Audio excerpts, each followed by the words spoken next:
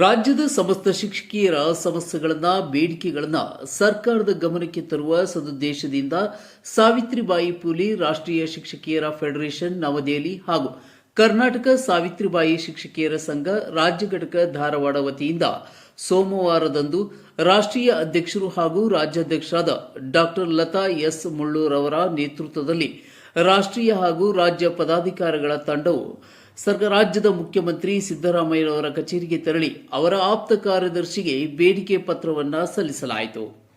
ಅಲ್ಲದೆ ಪ್ರಾಥಮಿಕ ಹಾಗೂ ಪ್ರೌಢಶಿಕ್ಷಣ ಸಚಿವರಾದ ಮಧು ಬಂಗಾರಪ್ಪನವರಿಗೂ ಸಮಸ್ತ ಶಿಕ್ಷಕಿಯರ ವತಿಯಿಂದ ಗೌರವಿಸಿ ಅಭಿನಂದನೆ ಸಲ್ಲಿಸಲಾಯಿತು. ಅಲ್ಲದೆ ಶಿಕ್ಷಕಿಯರ ಸಮಸ್ಯೆಗಳ ಕುರಿತು ಚರ್ಚಿಸಲಾಯಿತು. ಪರಿಹಾರಕ್ಕಾಗಿ ಬೇಡಿಕೆಗಳ ಪಟ್ಟಿಯನ್ನು ನೀಡಲಾಯಿತು.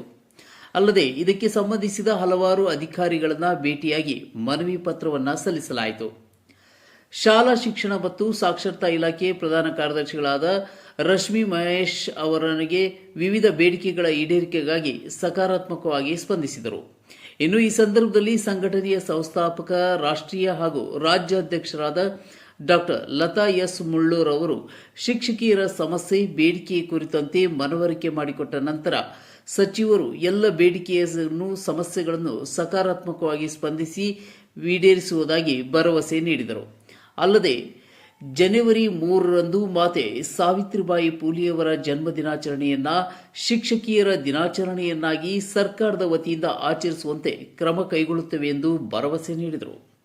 ಈ ಸಂದರ್ಭದಲ್ಲಿ ಸಂಘಟನೆಯ ರಾಜ್ಯ ಪ್ರಧಾನ ಕಾರ್ಯದರ್ಶಿಗಳಾದ ರಾಜಶ್ರೀ ಸಜ್ಜೇಶ್ವರ್ ಹಾವೇರಿ, ರಾಷ್ಟ್ರೀಯ ಸಂಘಟನಾ ಕಾರ್ಯದರ್ಶಿಗಳಾದ ಪ್ರಭಾವತಿ ಬೆಂಗಳೂರು, ರಾಜ್ಯ ಸಹ ಕಾರ್ಯದರ್ಶಿಗಳಾದ ರಂಜಿತಾ ಗೋಪಿ ಹೊನ್ನಾಳಿ, ರಾಜ್ಯ ಸಂಘಟನಾ ಕಾರ್ಯದರ್ಶಿಗಳಾದ ಸರಸ್ವತಿ ಮಂಡ್ಯ, ರಾಮನಗರ ಜಿಲ್ಲಾಧ್ಯಕ್ಷರಾದ ರೀಟಾ ಮನುಗೌಡರ್, ಬೆಂಗಳೂರು ನಗರದ ಪ್ರಧಾನ ಕಾರ್ಯದರ್ಶಿಗಳಾದ ಇಂದಿರಾ ಮುನಿರಾಜು, ರಾಮನಗರ ಜಿಲ್ಲಾ ಸಹ ಕಾರ್ಯದರ್ಶಿಗಳಾದ ಗಂಗಮ್ಮ ಅವರು, ಬೆಂಗಳೂರು ದಕ್ಷಿಣ ವಲಯ 4ರ ತಾಲೂಕು ಅಧ್ಯಕ್ಷರು ಜಯಲಕ್ಷ್ಮಿ ಜಿ ಮತ್ತು ಕೋಶಾಧ್ಯಕ್ಷರಾದ ರಬೇಕಾ ಅವರು, ಕನಕಪುರ ತಾಲೂಕಿನ ಅಧ್ಯಕ್ಷರಾದ ಲಲಿತಾ ಉಪಸ್ಥಿತರಿದ್ದರು.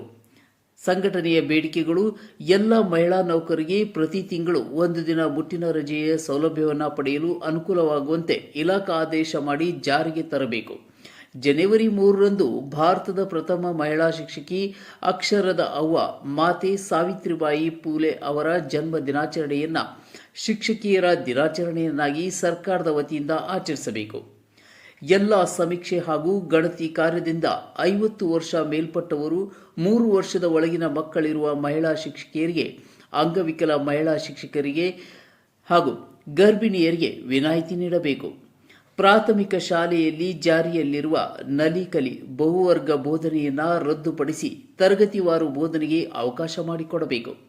ಬೋಧಕೇತರ ಕಾರ್ಯಗಳಿಂದ ಹಾಗೂ ಮತದಾರ ಪಟ್ಟಿ ಪರಿಷ್ಕರಣೆ ಕಾರ್ಯಗಳಿಂದ ಶಿಕ್ಷಕಿಯರಿಗೆ ವಿನಾಯಿತಿ ನೀಡಬೇಕೆಂಬ ಬೇಡಿಕೆಯನ್ನು ಸಲ್ಲಿಸಲಾಯಿತು.